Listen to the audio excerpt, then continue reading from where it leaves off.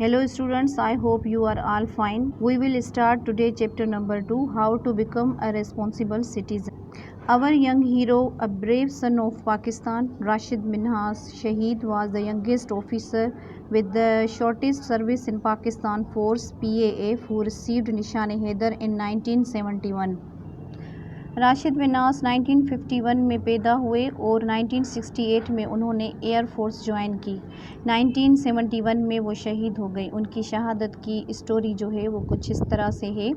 20 अगस्त 1971 को राशिद मिन्हास अपनी दूसरी सोलो फ्लाइट पर जाने के लिए तैयार था, लेकिन अपने सीनियर इंस्ट्रक्टर मुतीउर रहमान के हुक्म पर रुक गया।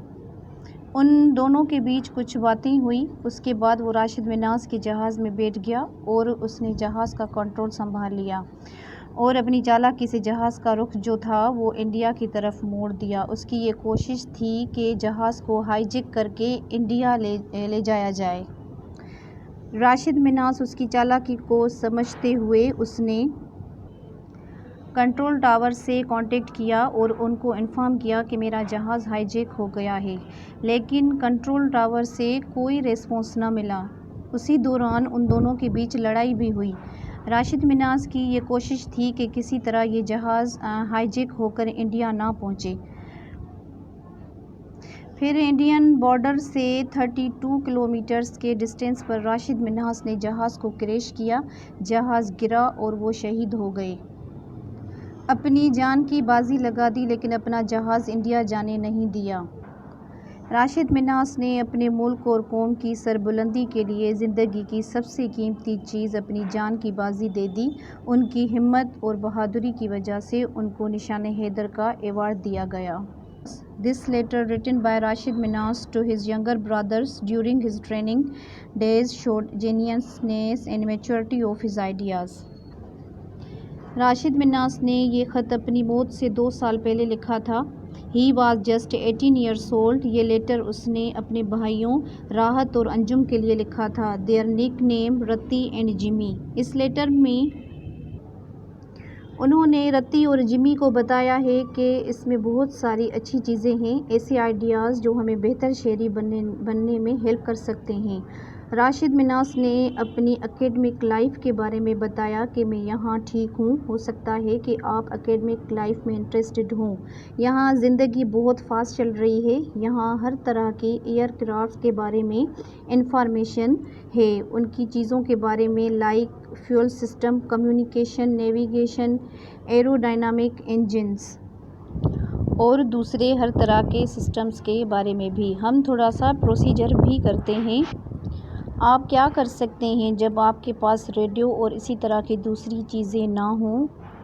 बिसाइड्स कि हम GIT ग्राउंड कम्बैट ट्रेनिंग ज़मीनी जंगी तरबियत हासिल करें। हम सीखते हैं कि फ़ायर कैसे करते हैं, सिर्फ ज़मीनी गन से।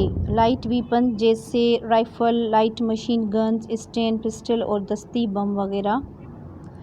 MI और ब्रेन LMG एक रियल फ़न है। इसमें शोर है, चैटर ऑफ ऑटोमेटिक्स और गाना।